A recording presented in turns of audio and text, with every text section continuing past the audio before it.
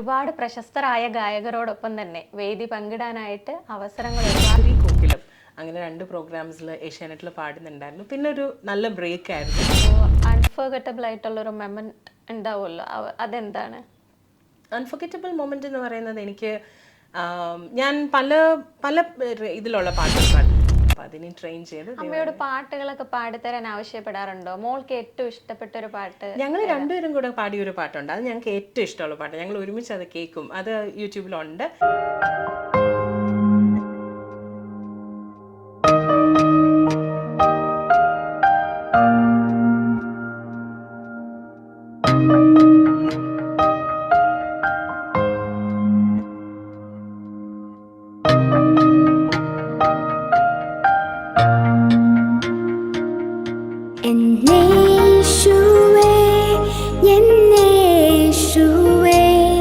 നീ തന്നതെല്ലാം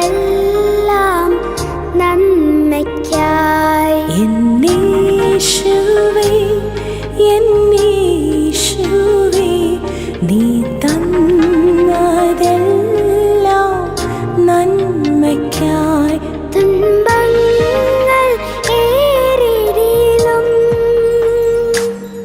വൻകാറ്റ് വീശിടിലും മരുഭൂവിൽ ചാരുവാൻ നീ മതിയേ. മമ കാന്ത നീ എൻ ജീവനേ. എന്നേശുവേ എന്നേശുവേ നീ തന്നതെല്ലാം നന്മയ്ക്കായി. പ്രശസ്ത ക്രിസ്തീയ ഗായകൻ കെസ്റ്ററുമായിട്ടുള്ള മ്യൂസിക് എക്സ്പീരിയൻസ് എങ്ങനെയായിരുന്നു? അതൊരു കെസ്റ്റർ സാറുമായിട്ട് ഞാൻ സ്റ്റേജിലും പാടിയിട്ടുണ്ട്, സ്റ്റുഡിയോയിലും പാടിയിട്ടുണ്ട്. എനിക്ക് ഒത്തിരി മാമിന് ഒരുപാട് നന്ദി അറിയിക്കുന്നു.